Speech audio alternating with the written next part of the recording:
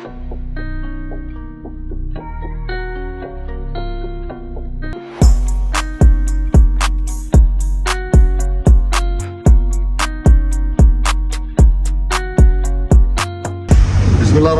वालेकुम नाज़रीन, मैं मिर्ज़ा शुक्र, आप देख रहे हैं GMTV। मैं मौजूद तो गुजरात शहर में हूँ, लेकिन आपको एक ऐसा ऑफिस दिखाते हैं जो सऊदी अरब के टाइम पर खुलता है, सऊदी अरब के टाइम पर भी बंद होता है। अगर सऊदी अरब में छुट्टी हो तो इस ऑफिस में भी छुट्टी होती है। एसकॉन कॉन्ट्रैक्टिंग प्राइवेट लिमिटेड।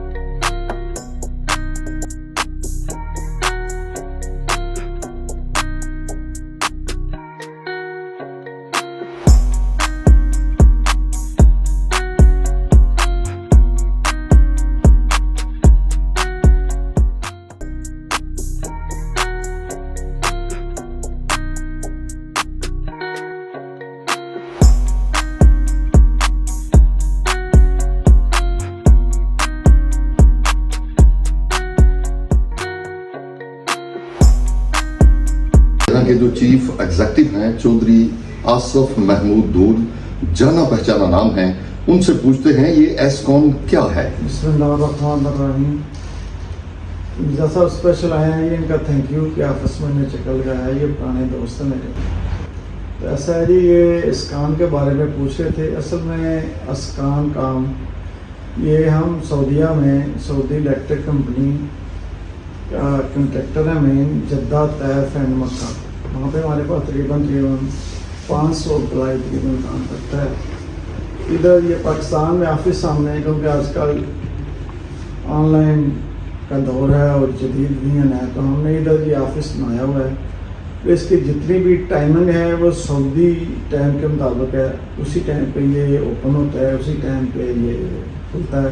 तो जितने भी हमारे एम्प्लॉई हैं वो सारे सऊदी टाइम टेबल के मुताबिक ही काम करते हैं। उनके जो छुट्टी का दिन भी होता है वो सऊदीया के मुताबिक ही होता है। इसका मकसद बनाने का ये था कि यहाँ पर जितने भी लोग काम करेंगे उनकी फैमिली को यहाँ पर रोज़गार मिलेगा और बेहतरी आएगी, और ये जदीद विजन के मुताबिक इसको जहाँ भी ग्लोबल विलेज है आजकल, और जहाँ भी आप इसको बैठ के काम करना चाहें ऑनलाइन कर सकते हैं।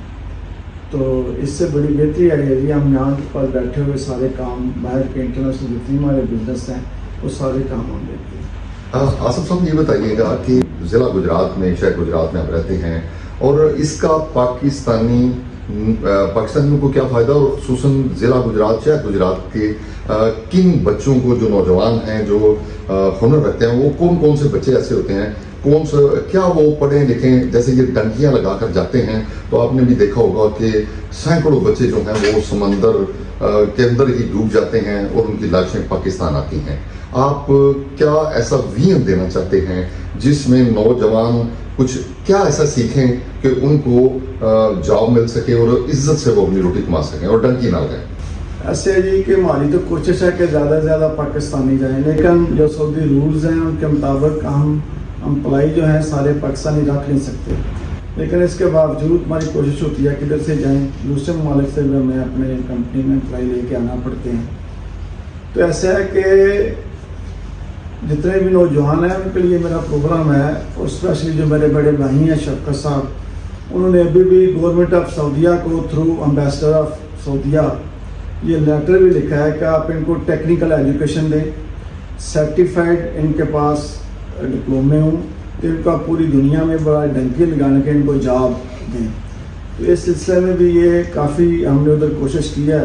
बड़े भाइयाँ जो मेरे वो इन्वेस्टर फोरम के प्रेसिडेंट भी हैं, उन्होंने ये गवर्नमेंट के कायदा सारे लेटर लिखे हैं और ये कहा है कि आप इनको सर्टिफाइड करें और जितने भी नौजवान हैं उनको टेक्निकल तालीम दें।